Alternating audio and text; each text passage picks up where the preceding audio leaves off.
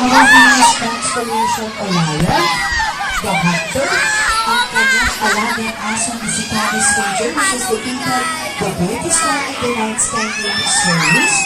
And how about the largest constellation? Ano ang pinakamalaking constellation?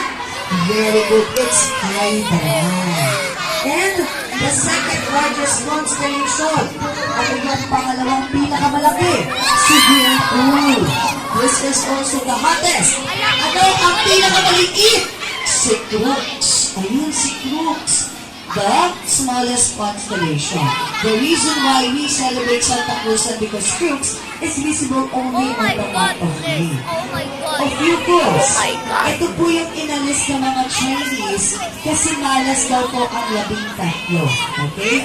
This is the 13th zodiac sign. How many constellations we have? It's 88. Pegasus is one of the Greek mythology story na favorite ni Zeus. Okay, this is the pet of Zeus that he sent to his favorite son King Perseus, the one holding the head of Medusa, in order to kill this sea monster named Cephus. Okay?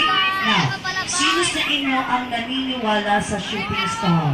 Do you believe in shooting star? Is that a star that passing through an outer space?